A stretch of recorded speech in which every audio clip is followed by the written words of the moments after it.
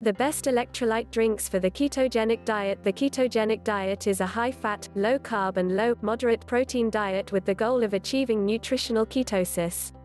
Ketosis is when the body begins producing ketone bodies out of fat and utilizes these ketones as fuel instead of glucose from sugar and carbohydrates.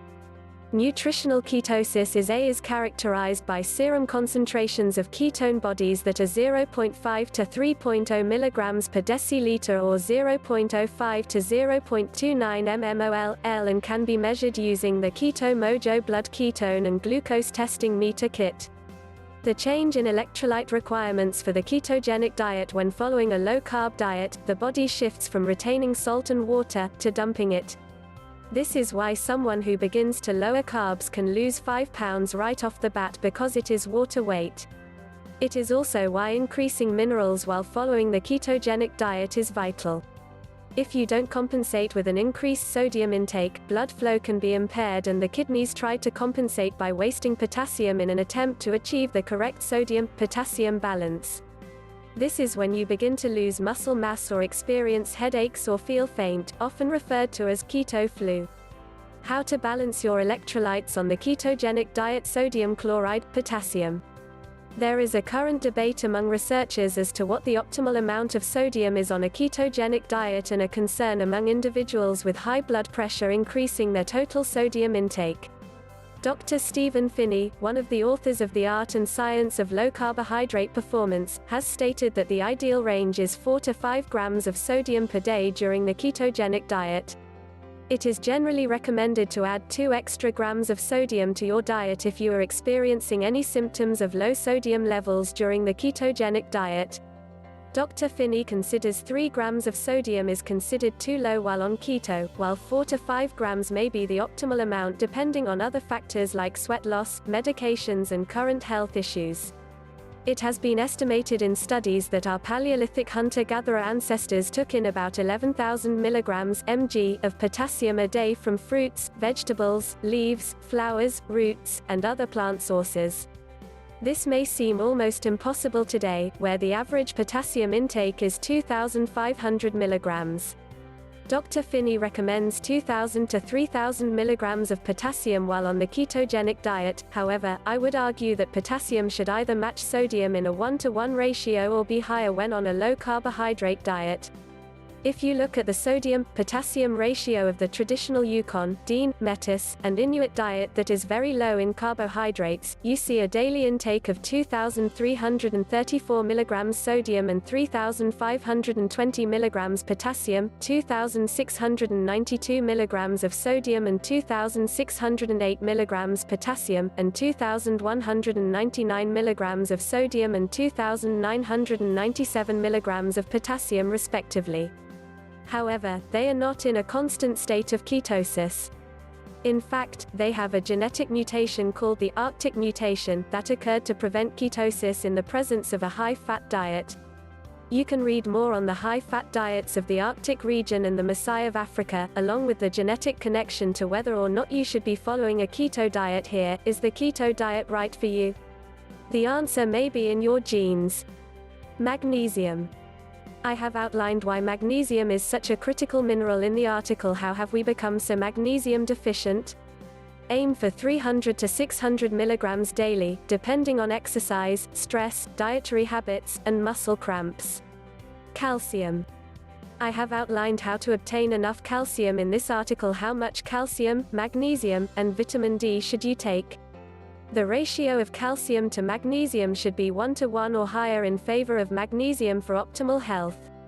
What about BHB salts? You may have seen BHB salt supplements advertised for the ketogenic diet.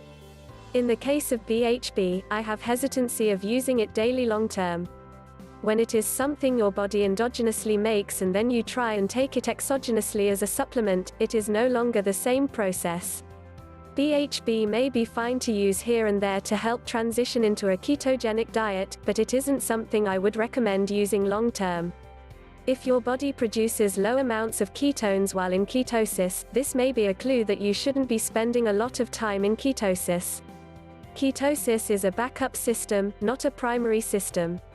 Currently, research on BHB salts has only been done on rats. This study done in 2017 points towards this possibility of issues with long-term use.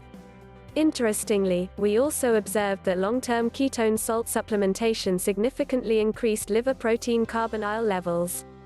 While there is currently no literature to date documenting such effects, this suggests that the daily low-dose consumption of ketone salts may induce repetitive bouts of oxidative stress to the liver, and this finding warrants further mechanistic investigation. Second, BHB salts do not put you into nutritional ketosis on their own. They simply add more ketone bodies to your blood, which then goes back to baseline. For people following a ketogenic diet, they are already producing ketone bodies and do not need to flood their blood with more ketones, which could actually be dangerous if they get too high. What about caffeine during the ketogenic diet? Researchers have debated whether caffeine has long-term ketogenic effects or can enhance the ketogenic effect of medium-chain triglycerides. In a small 2017 study with 10 adults, 2 doses of caffeine, 2.5, 5.0 mg per kilogram, were given. The study found that caffeine given at breakfast significantly stimulated ketone production in a dose-dependent manner and also raised plasma-free fatty acids. It is important to remember that caffeine is a diuretic, excreting electrolytes, but can also increase blood pressure by activating the sympathetic nervous system. So something to calculate with your caffeine intake is also the sodium loss occurring from both a ketogenic diet and caffeine consumption. I also recommend getting genetic testing through Nutrition Genome so you understand your caffeine metabolism, slow, intermediate or fast metabolizer, along with genes involved in catechol metabolism. The best electrolyte drinks for the ketogenic diet. One common mistake people make when following a ketogenic diet is that they are drinking water deficient in natural electrolytes, while not consuming enough sodium. This is a guaranteed way to experience the symptoms of keto flu, like low energy and brain fog. Much like utilizing MCT oil to increase fat intake, you will most likely want some assistance in hitting your sodium requirements while on the ketogenic diet. While you can obtain this by increasing kettle and fire bone broth or chicken broth, use the coupon code SWANSON20 for 20% off in your diet. This may not always be at your disposal or convenient. The combination I would recommend using is liquid sea minerals added to water and salt capsules as needed. 1. Total Hydration Keto Electrolyte Concentrate. 2. Salt stick is usually associated with triathlons and the Ironman, however, it fits the bill for helping increase your sodium intake and other electrolytes in easy-to-take capsules, especially if you are training hard and losing a lot of sweat. 3. Gerolsteiner Mineral Water. Gerolsteiner is my number one pick for mineral water.